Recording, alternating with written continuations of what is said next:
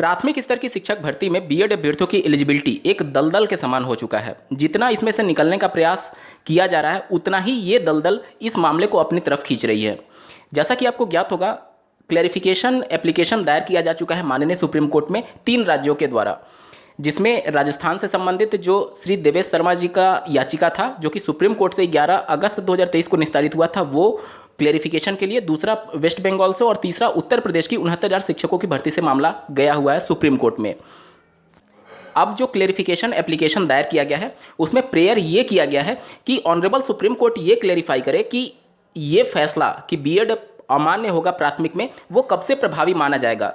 जब honourable supreme court ने 11 अगस्त 2023 को फैसला दिया उस दिन से, या फिर उस दिन से जब 25 नवंबर 2021 को ऑनरेबल जोधपुर हाईकोर्ट ने बीएड अभ्यर्थियों को प्राथमिक में अमान्य घोषित कर दिया था, या फिर उस दिन से जब ये गजट नोटिफिकेशन 28 जून 2018 को एनसीटी के द्वारा जारी किया गया था।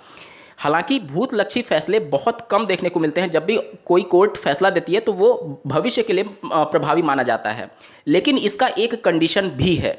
अगर कोई भी ऐसा फैसला, कोई भी ऐसा असंवैधानिक फैसला जो कि किसी के अधिकारों का हनन कर रहा हो, वो भूतलक्षी लागू हो सकता है। अभी आप भारतीय संविधान की कॉपी अपने स्क्रीन पर देख पा रहे होंगे जो कि गवर्नमेंट ऑफ इंडिया के वेबसाइट से प्राप्त किया गया है। भारतीय संविधान का भाग 3 जो कि मूल अधिकारों से जुड़ा हुआ है, उसके आर्टिकल 13 जो कि मूल अधिकारों से असंगत या फिर अल्पीकरण करने वाली विधियां, समता का अधिकार।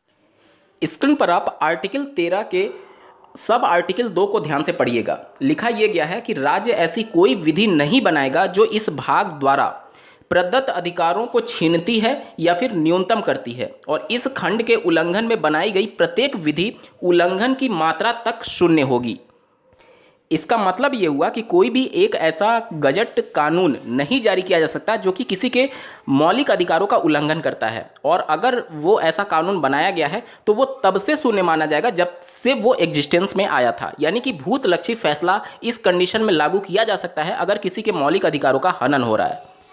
हाल ही में माननीय सुप्रीम कोर्ट ने आर्टिकल 13(2) का प्रयोग करते हुए एक फैसला दिया है जो कि भूतलक्षी से प्रभावी माना जाएगा। स्क्रीन पर आप एक आर्टिकल देख पा रहे होंगे जो कि आज ही के दिन 12 सितंबर 2023 के दैनिक जागरण में प्रकाशित हुआ है। आप अपने सभी चीज़ों को कंफर्म कर सकते हैं। इनकी ऑफिशियल ई पेपर जो होता है दैनिक जागरण का 12 सितंबर 2023 वाला संस्करण, ठीक है।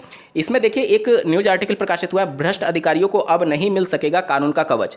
इस फैसले का आधार क्या बनाया गया है, तो आप लास्ट वाले पैरा को जब आप पढ़ेंगे तो ध्यान से आपको पूरा खेल समझ में आएगा। देखिए क्या लिखा गया है। यह भी कहा कि धारा 6A कानून में शामिल होने की तिथि 11 सितंबर 2003 से लागू नहीं मानी जाएगी।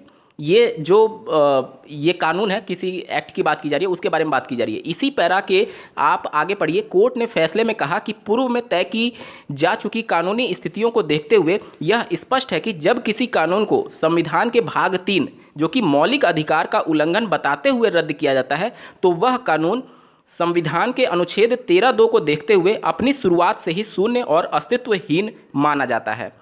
इसका मतलब ये हुआ कि माननीय सुप्रीम कोर्ट ने जब 11 अगस्त 2023 को फैसला दिया था, उस कोर्ट के जजमेंट में 21A का उल्लेख किया गया है जो कि मौलिक अधिकार देता है 6 से 14 साल के बच्चों के अनिवार्य एवं मुफ्त एवं गुणवत्तापूर्ण शिक्षा के लिए उसके मौलिक अधिकारों का उल्लंघन पाया था, और इसके आधार पर बीएड को अमान्य घोषित किया था। अब यहाँ पर चूंकि यहाँ पर मौलिक अधिकारों का उल्लंघन आ रहा है, इसलिए संविधान के आर्टिकल 13(2) के अंतर्गत जो ये कानून था 28 जून 2018 वाला, वो शुरुआत से ही महत्वहीन या फिर अस्तित्वहीन या फिर शून्य माना जाएगा, ये संविधान कहता है। माननीय सुप्रीम कोर्ट के 11 अगस्त 2023 के फैसले के जजमेंट की कॉपी आप अपने स्क्रीन पर देख पा रहे होंगे। टोटल 46 पेज का ये जजमेंट है, जिसके 44वें नंबर पेज पर जब आप जाएंगे तो पहला पैरा जो स्टार्ट हो रहा है उसको ध्यान से पढ़िए। इसमें साफ शब्दों में इसी बात का जिक्र किया गया है, ध्यान से पढ़िएगा। लिखा गया है, decision taken at the government level to include B Ed as a qualification for teachers at primary level is a policy decision. We must say that the decision is not correct as it is contrary to the purpose of the act. In fact, it goes against the letter and spirit of the fundamental right enshrined in constitutions under Article 21. Article 21 6 से 14 साल के बच्चों को मुफ्त एवं अनिवार्य शिक्षा की बात करता है और इसी कोर्ट जजमेंट में ये डिफाइन किया गया है कि शिक्षा केवल मुफ्त और अनिवार्य ही नहीं बल्कि गुणवत्तापूर्ण होनी चाहिए और बीएड को इंक्लूड करने से ये गुणवत्तापूर्ण शिक्षा का जो मौलिक अधिकार है उसका हनन हो रहा है। और चूंकि यहाँ पर मौलिक अधिकारों का हनन हो रहा है इसलिए आर्टिकल 13(2) का प्रयोग करते हुए इसको शुरुआत से ही अस्तित्वहीन किया जा सकता है। इस प्रकार का फैसला आज ही के पेपर में प्रकाशित हुआ है, आप लोगों ने देखा होगा, ऑनरेबल सुप्रीम कोर्ट ने ये जजमेंट दिया है। तो ये जो क्लैरिफिकेशन के लिए एप्लीकेशन दायर किया गया है सुप्रीम कोर्ट में, वो निश्चित तौर पर ये सभी बातों पर भी चर्चा होगा कि जब ये मौलिक अधिकारों से जुड़ा हुआ है तो क्यों ना इसको, जब ये प्रभावी किया गया 28 जून 2018 से, तब से ही निरस्त कर दिया जाए। और अगर इस संबंध में जो कोर्ट के जजमेंट पहले से हैं उसको पेश किया जाता है तो निश्चित तौर पर इसमें बहुत ज़्यादा खतरा है बीएड अभ्यर्थियों के लिए।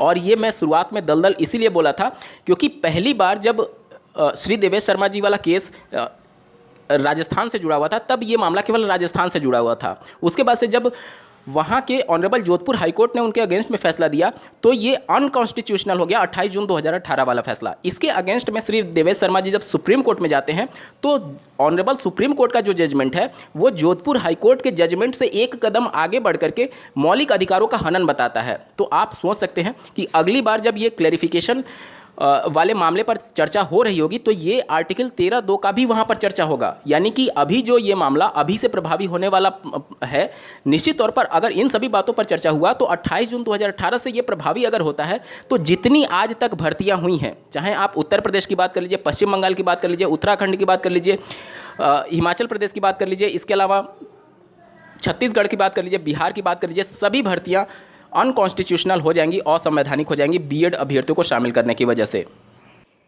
इसका मतलब ये हुआ कि अगर ये clarification application honourable supreme court से विड्रॉ नहीं किया जाता है तो सीधे तौर पर उत्तर प्रदेश की 69,000 शिक्षक भर्ती, केवीएस पीआरटी 2019 की भर्ती, बिहार की 6th फेज की भर्ती, इसके अलावा अभी जो रनिंग में प्रोसेस हैं, चाहे बिहार की बात कर लीजिए, मध्य प्रदेश की बात कर लीजिए, छत्तीसगढ़ की बात कर लीजिए, अन्य राज्यों में भी जो रनिंग में प्रोसेस हैं जो कि बीएड को शामिल कराते हुए ये सभी प्रक्रिया चली है, वो सब कुछ एक तरीके से सवाल चिन्ह उस पर लग जाएगा अगर ये फैसला ऑनरेबल सुप्रीम कोर्ट के द्वारा दे दिया जाता है कि ये अस्तित्वहीन जिस दिन से गजट नोटिफिकेशन आया था उस दिन से ही प्रभावी माना जाएगा, क्योंकि इस प्रकार के फैसले हो चुके हैं आर्टिकल 13(2) का प्रयोग करते हुए। तो बहुत ज़्यादा खतरा है अब बीएड अभ्यर्थियों पर। इस पूरे मामले को आप किस नज़रिए से देखते हैं कमेंट के माध्यम से जरूर बताइएगा और ऐसे ही महत्वपूर्ण अपडेट के लिए इस चैनल को सब्सक्राइब करना ना भूलें। इस वीडियो को देखने के लिए आपका बहुत बहुत धन्यवाद। भगवान करे आपका दिन शुभ हो।